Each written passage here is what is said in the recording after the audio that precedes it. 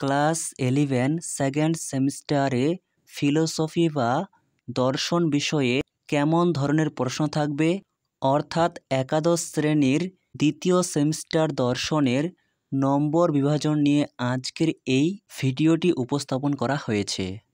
ভিডিওটি স্কিপ না করে প্রথম থেকে শেষ পর্যন্ত দেখতে থাকো। Philosophy class 11 model question semester 2, প্রথমে রয়েছে ইউনিট 1 ইন্ট্রোডাকশন টু লজিক। এই ইউনিট 1 থেকে তোমাদের মোট 24 নম্বর থাকবে। এরপর ইউনিট 2 ইন্ট্রোডাকশন টু ইথিক্স, এখানে তোমাদের 16 নম্বর থাকবে। 24 যোগ 16 40। 1 নম্বর দাগে রয়েছে নিচের প্রশ্নগুলির উত্তর দাও, 3 × 2 6। এ নম্বর দাগে রয়েছে নিচের বাক্যগুলিকে বচনে রূপান্তরিত করো। পরিশ্রমীরা কদাচিৎ ব্যর্থ হয়, অথবা কেবল মুষ্টিমেয় ভারতীয়ই বিজ্ঞানী।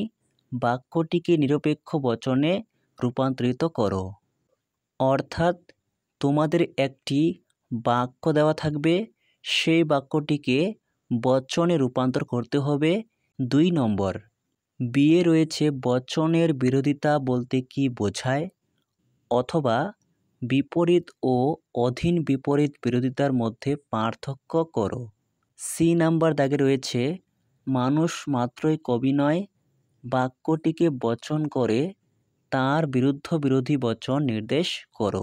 অর্থাৎ 1 নম্বর দাগে তোমাকে মোট 3টি প্রশ্ন করতে হবে, প্রত্যেকটি প্রশ্নের মান 2। এরপর 2 নম্বর দাগে রয়েছে নিচের প্রশ্নগুলির উত্তর দাও, 4 3 12। এখানে মান 3-এর 4টি প্রশ্ন লিখতে হবে। প্রথমে রয়েছে অবরোহ ও আরোহ যুক্তির মধ্যে পার্থক্য উল্লেখ করো। বি নিরপেক্ষ বচনে পদের ব্যাপ্যতা বলতে কি বোঝায়, বিভিন্ন নিরপেক্ষ বচনগুলিতে কোন পদ ব্যাপ্য ও অব্যাপ্য হয়, অথবা নিরপেক্ষ বচনের গুণ ও পরিমাণ বলতে কি বোঝায়। সি আবর্তনের বৈধতার নিয়মগুলি উল্লেখ করো, অথবা বিবর্তন কাকে বলে, বিবর্তনকে কেন অমাধ্যম অনুমান বলা হয়। ডি এ রয়েছে মিশ্র প্রাকল্পিক ন্যায়ের এমটি অর্থাৎ মোডাস টলেন্স আকারের একটি দৃষ্টান্ত দাও। এরপর 3 নম্বর দাগে রয়েছে নিচের প্রশ্নগুলির উত্তর দাও, প্রত্যেকটি প্রশ্নের মান 6, 1টি করতে হবে। এ নাম্বারে রয়েছে নিরপেক্ষ ন্যায়ের সংস্থান বলতে কি বোঝায়, ন্যায়ের বিভিন্ন সংস্থানের পরিচয় দাও। এর অথবা আরেকটি প্রশ্ন রয়েছে নিচের ন্যায় অনুমানটির বৈধতা বিচার করে তার সংস্থান মূর্তি নির্ণয় করো এবং দোষ থাকলে তার নাম বলো। যেমন উদাহরণ দেওয়া রয়েছে, খবরটি এত ভালো যে সত্য হতে পারে না। এই রকম তোমাদের কিছু লাইন দেওয়া থাকবে, যেটিকে তোমাদের খুব ভালো করে সাজাতে হবে, সাজিয়ে তার সংস্থান মূর্তি এবং দোষ নির্ণয় করতে হবে। এখানে একটি লাইন রয়েছে, এটিকে সংক্ষিপ্ত ন্যায় বলা হয়, 2টি বা 3টি লাইনও থাকতে পারে। এরপর ইউনিট 2, এখানে তোমাদের মোট 16 নাম্বার রয়েছে। ইউনিট 2 এর 1 নাম্বার দাগে রয়েছে নিচের প্রশ্নগুলির উত্তর দাও, 2 × 2 4, অর্থাৎ মান 2-এর 2টি প্রশ্ন লিখতে হবে।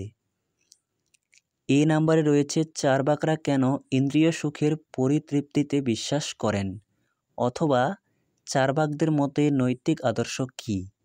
বি নম্বর দাগে রয়েছে নৈতিক ও অনৈতিক কাজের দৃষ্টান্ত দাও, অথবা পাশ্চাত্য নীতিবিদ্যায় ঐচ্ছিক ক্রিয়া বলতে কি বোঝায়। এরপর দাগ নাম্বার 2, যেখানে তোমাদের মান 3-এর 2টি প্রশ্ন লিখতে হবে।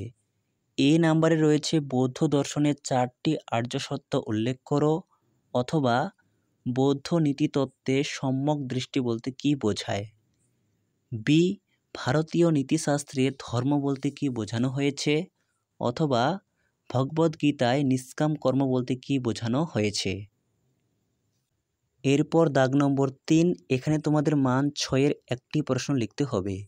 দাগ নম্বর এ উদ্দেশ্যমূলক নীতিবিদ্যা বলতে কি বোঝায়, এর বিষয়বস্তু সংক্ষেপে উল্লেখ করো। এর অথবা আরেকটি প্রশ্ন রয়েছে, কর্তব্যমূলক নীতিতত্ত্ব বলতে কি বোঝো? এই মতের বিষয়বস্তু সংক্ষেপে উল্লেখ করো।